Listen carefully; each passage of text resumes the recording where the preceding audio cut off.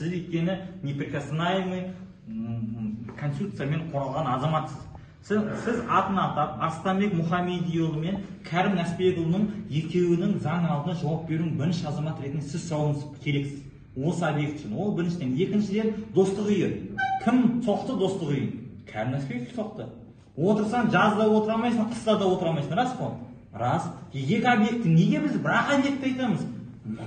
Мына екі объекті де Қазақ хандығының 550 жылдығына, президенттің алдына айқайлап тұрып кім көрсетті?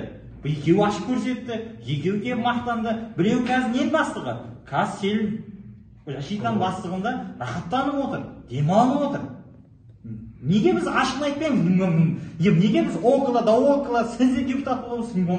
Неге өзіңіздің замандасыңыз айтпайсыз? Мінекей бетінен қарап тұр. Шақырайық Ошақ Көкірекбаевты. Міне осының бүлдіргенін деп. Елдің алдында осындай масқара болып жүр.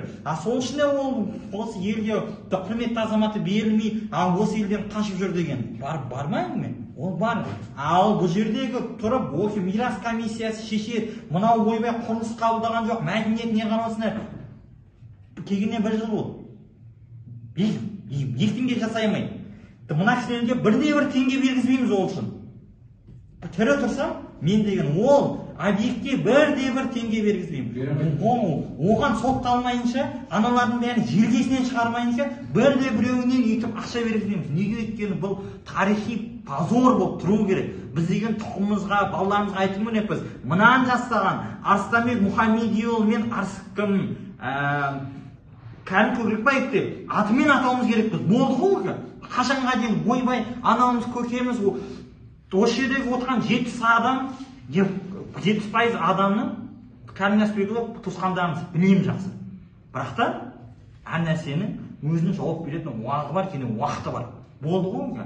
Айтылды ма? Айтылды. Жауап беретіндер үшін жауап беру керек. Елден қаштым, басқа қылдым деген нәрсені ойбай осы комиссиядан қайтып қарайық деген мәселе жоқ. Бұл теманы бірақ мәселемен жабу керек. Құқық қорғау органдарына сіз депутат ретінде арыз беріп жазып беруіңіз керексіз. Міне, осы халықтың атынан сіз сайландыңыз ғой, Аманат партиясына не істеп отырсыз ғой? Міне, осы бойынша.